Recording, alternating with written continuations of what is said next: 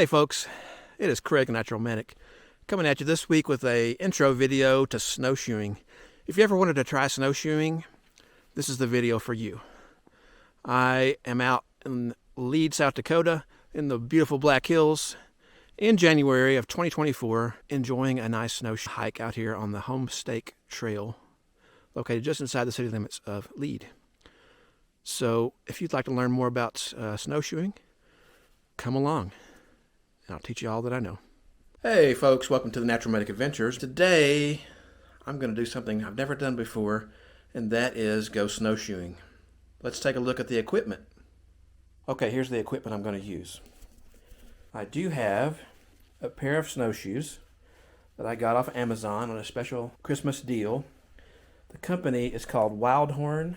They are from Utah. I got them on sale as a Christmas deal. I always wanted to go snowshoeing.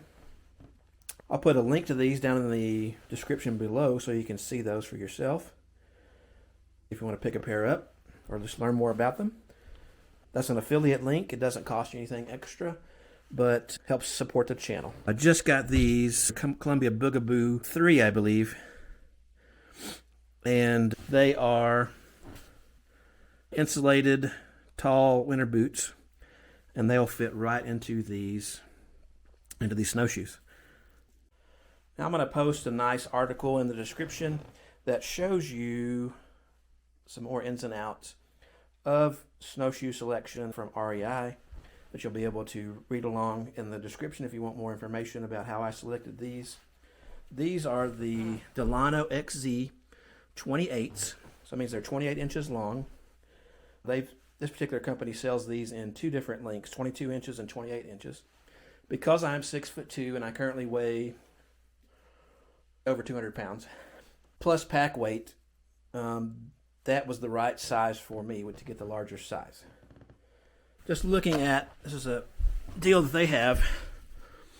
Here's a deal that they have that kind of shows you the different parts of the snowshoes. It says on here, available 22 and 28 inch models for optimal snow flotation performance. They have hard pack grip teeth. Underneath, they have some teeth so they can dig into that harder snow. Powder, not a problem, but when you have the harder snow, that could be an issue.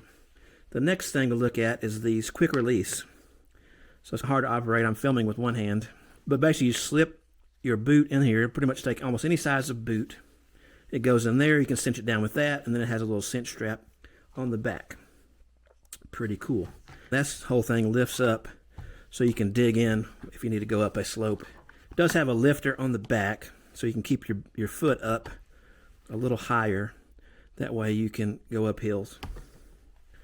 Yeah, steep incline heel lift riser.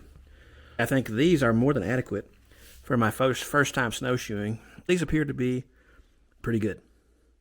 Why don't we go out to the field? All right, folks, here we are outside. I'm at the Homestake Trail here in Lead, which kind of goes around the outskirts of the old Homestake mine here, which originated 1876, closed down 2001, and now is the Sanford Underground Research Facility. Anyway, but according to the trail here, it is a 1.3 mile trail to the Lead city limits. That's 4.4 if you go all the way to Deadwood. I don't know that I'm prepared to do that today, but we'll try to go to the city limits and see what happens. Elevation currently 5160. You can see my feet are in these snowshoes. It was a little harder getting in them than I thought. Now, one thing you might notice, the snow I was first walking on was pretty fluffy. It's a dog park, so it has some snow mushed down by little furry dogs. And up there's not even any snow. That's weird. But I'm going to continue on, but you can see what advantage these offer you, keeping you out of the deep snow as much. Are you still going to sink? Yeah.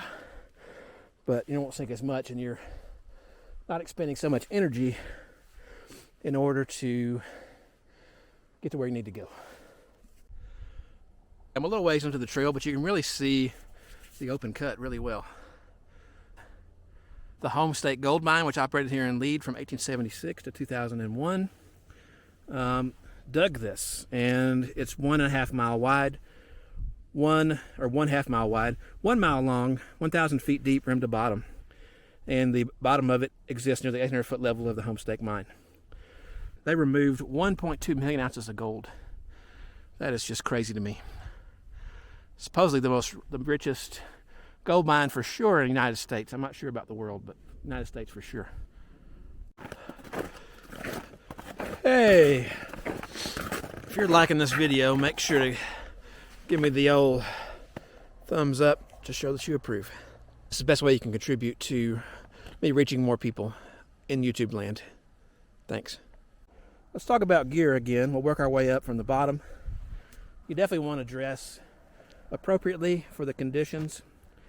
I don't know the exact temperature right now. I can find out in just a second from my Govee thermometer. I have my snowshoes, of course. Those are the Wildhorn Delano's XZ, I believe, 28 inch.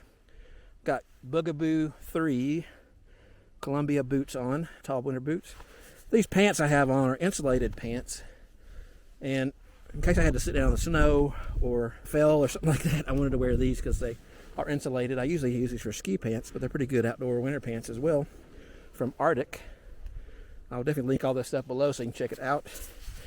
My top here, Outdoor Vitals Ventus hoodie. Tested it the other day.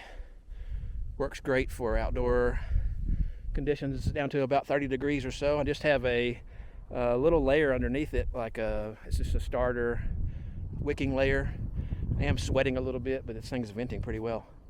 Been all uphill pretty much the entire time I've left the parking lot down there on the trail. The hat I have on is just an Outdoor Research beanie. We've got some gloves on.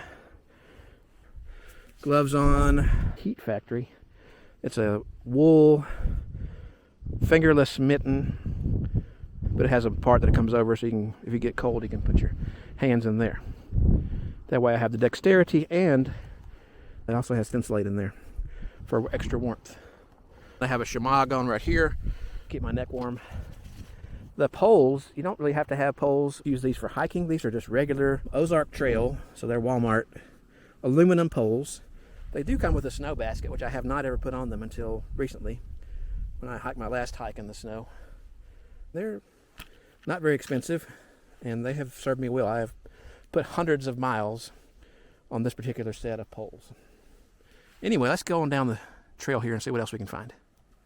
All right, the Govee, current temperature 27.8, humidity 90.6. It's cold. From here you can pretty much see the entirety of Lead, at least the northern half. There's a head frame up there. I believe that is the Yates head frame over there. And through the trees, let me go forward a little bit so you can see better. The open cut is over here to the right. Main Street, you can hear traffic on, is going that way. You can see where Main Street goes right through here. According to this, I'm 0.2 in, but according to my watch, I'm 0.4 in, so I'm not sure which one's right. But anyway, I'm gonna keep going down the trail. Okay, looks like some kind of bird or something. Something very lightweight walked right here in these tracks and right off of the snow here. Somebody's walked here before, relatively recently, and there's some little tracks right there. Maybe not a bird, maybe it's some kind of a chipmunk. Hey, so I made it to the end of the trail for the city of Lead, 1.3 miles in. I came from that way, so I'm gonna head back. Not too hard to walk downhill. There are some cleats that I showed you in the beginning of the video, kind of grip the snow and help you from not sliding down. But we're reaching the end of this adventure for today. I sure hope you've enjoyed it. Let me give you my final thoughts before you go. Snowshoeing. I'm not going to lie to you and say it wasn't a lot of work. I went the entire length of the trail that's within the city limits of Lead, which is 1.3 miles one way. I was out there about an hour and a half, went a total of 2.6 miles. It was a workout, but I can't imagine what it would have been like without snowshoes, because without them you would have sank in the snow. If you have any questions, comments, leave them below, and love to see those and answer those for you. And let me know if you've been snowshoeing and what your thoughts are on it. Okay, take care. I will see you out on the trail. Until next time.